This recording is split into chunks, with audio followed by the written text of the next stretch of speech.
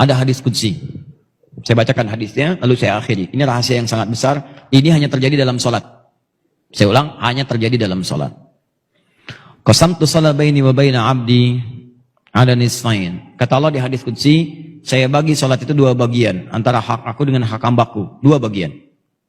Wali abdi ma sa'al. Kalau hambaku benar menunaikan hakku, maka aku akan berikan hak dia. Apa itu? Yuk masuk. Ini rahasia terbesar.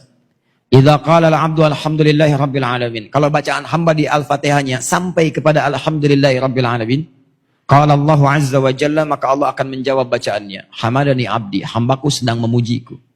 Makanya tadi ketika antum sholat, rasakan antum dilihat Allah. Dijawab tuh. Tapi kalau antum gak punya perasaan, dia lihat diawasi Allah, diabaikan. Selesai itu. Makanya lain ke hatinya tuh ada perasaan enak. Wa idza qala ar-rahmanir rahim, jika dia sampai pada bacaan ar-rahmanir rahim, qala Allah azza wa jalla asna alayya abdi, hambaku sedang menyanjungku, kata Allah. Wa idza qala maliki yaumiddin, kalau hambaku sampai pada bacaan maliki yaumiddin, qala Allah azza wa jalla majjadani abdi, Allah menjawab majjadani abdi, hambaku sedang mengagungkanku. Terakhir. Wa idza qala al-abdu, kalau hamba sampai pada bacaan iyyaka na'budu wa iyyaka nasta'in, ya Allah, sekarang ini kami sedang ibadah, salat. Wa iyyaka nasta'in, dan sekarang kami sedang punya permohonan, ya Allah. Kami ada persoalan, kami ada kebutuhan, kami ada masalah, kami minta, ya Allah, solusinya. Maka apa jawab Allah? Perhatikan jawabannya, beda dengan yang tadi. Qala Allah azza wa jalla, rahasianya Allah langsung menjawab, hadza baini wa baina abdi, ini perjanjianku dengan hambaku. Wali abdi, kalau hambaku benar bacaannya sampai sini, sholatnya benar sampai di situ, masalah sekarang, apapun yang kamu minta, aku akan berikan. Sekarang, apapun yang kamu minta, aku akan berikan. Saya tanya pada Anda membacakan iyyaka na'budu wa iyyaka nasta'in saat ruku atau saat sujud? Jangan kelamaan, saat berdiri. Gak ada orang ruku baca iyyaka na'budu wa iyyaka nasta'in. Allahu akbar, iyyaka na'budu wa iyyaka nasta'in. Gak ada. Subhana rabbiyal azim, subhana rabbiyal azim bihamdi, subhanakallahumma bihamdika Allahumma ighfirli. Itu yang dibaca. Iyyaka na'budu wa iyyaka nasta'in saat berdiri. Jadi, berdiri saja. Kalau antum benar tuh salatnya, baru berdiri begini, itu seketika antum butuh apa dikabulkan. Nabi Zakaria pernah minta dalam berdiri. Dirangkum di Quran surah 3. Tadi malam saya jelaskan ayat 38 sampai 39. Itu sedang sholat.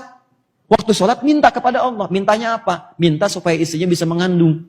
Padahal secara medis gak mungkin punya keturunan. Karena istrinya divonis, maaf, menopause dan mandul. Kata medis gak bisa nih. Kata klinis mustahil punya keturunan. Gak bisa. Maka beliau langsung bermohon kepada Allah. Tinggalkan pendapat manusia, itu tanda Allah ingin memberikan langsung tanpa pendapat manusia lagi. Maka beliau sholat. Dalam sholatnya minta kepada Allah. Hunalika da'a Zakaria rabbah. Diabadikan di Quran. Di mihrab itu Nabi Zakaria bermohon kepada Rabb. Qala Rabbi habli min ladunka dzurriyyatan thayyibah innaka sami'ud du'a. Ya Allah, mereka mengatakan aku enggak mungkin punya keturunan. Istriku punya keterbatasan. Karena itu saya mohon darimu saja ya Allah. Engkau pasti mengabulkan doa hamba. Ya Allah, pengabulanmu tidak terbatas. Kalau pada yang tidak terbatas pemberiannya tidak mengabulkan, kepada siapa lagi hamba mesti memohon? Engkau pasti mendengar doa hamba. Kalau pada yang maha mendengar tidak mengabulkan, kepada siapa lagi hamba mesti panjatkan? Itu sedang berdiri. Berdiri bahasa Arabnya qaimun, sedang sholat, yusolli, baru selesai doanya. Turun malaikat, langsung nyampaikan. Ayat 39-nya. Quran surah 3 ayat 39. Fanadatsul malaikatu wa huwa qaimun yusolli fil mihrab. Annallaha yubashshiruka bi Yahya. Tiba-tiba turun malaikat, nih dijelaskan pentingnya ini. Sedangkan beliau masih berdiri dalam sholatnya. Turun jawaban, Allah mengabulkan, memberi kabar gembira, istrimu akan mengandung, melahirkan, punya anak, namanya langsung dari Allah Yahya, sosok yang hidup, yang mustahil menurut manusia. Bayi terlahir dari rahim seorang perempuan yang menopause dan mandul, kata Allah, gak ada yang mustahil bagiku, jadi dan hidup dia. Kapan dipanjatkan? Berdiri. Dalam apa? Sholat. Nabi Zakaria sholat dalam berdiri, minta dikabulkan. Umat Nabi Muhammad, nabinya spesial, orangnya hebat, luar biasa, umatnya juga luar biasa. Dulu umat Nabi dulu lihat nabinya belum tentu beriman. Umat Nabi Muhammad gak lihat nabi masih beriman. Kurang apa lagi? Nabi Musa itu banyak umatnya. Kelihatan nabinya ada gak beriman juga. Dibebaskan dari Firaun. Firaunnya ditenggelamin, tenggelam sampai ke bawah tuh. Begitu bebas dari lautan itu, Firaunnya sudah wafat, sudah selesai seketika. Musa, tolong dong cariin Tuhan lain. Bayangin. Nabi Isa kurang apa lagi? Mukjizatnya dahsyat. Yang tidak ada dengan izin Allah. Sakit tinggal diusap. Orang ke dokter ini diusap. Nabi Isa sakit mata, usap melihat. Nabi Isa kolera, usap lihat. Nabi Isa, Nabi Isa itu usap, tinggal usap. Dokter bangkrut lah pada saat itu. Ya. Usap, yakin.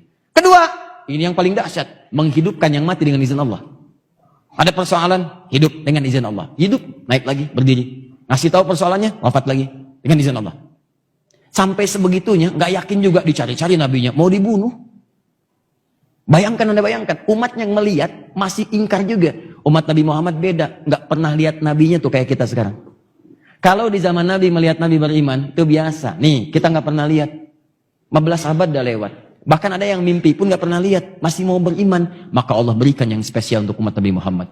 Nabi Zakaria sholat, berdiri, minta dikasih. Umat Nabi Muhammad sebelum sholat 5 kali sehari. Kata Allah, saya tunggu. Kamu mau minta apa, saya kasih. Cuman pertanyaannya, banyak yang tidak minta pada saat itu. Saya tanya pada antum, ketika antum sampai pada ayat ini, iyyaka na'budu wa iyyaka nasta'in, antum minta apa? Ayo. Padahal jelas. Baca Al-Baqarah ayat 45. Wasta'inu bisabri wassalah. Kalau kamu punya masalah, minta kepada Allah solusinya. Bisabri, terima dengan sabar. Wassalah, saat sholat minta. Wasta'inu, perintah. Cara mintanya nasta'in. Kapan kalimat nasta'in itu muncul? Dalam berdiri. Iyyaka na'budu, ya Allah sekarang kami sholat. Kata engkau kalau punya masalah, lakukan sholat. Sekarang kami sholat. Wa iyyaka nasta'in. Kata engkau wasta'inu, sekarang kami nasta'in. Sekarang kami minta. Kata Allah, ya, kalau bagus sholatmu sekarang, minta. Apapun yang kamu minta, aku kabulkan.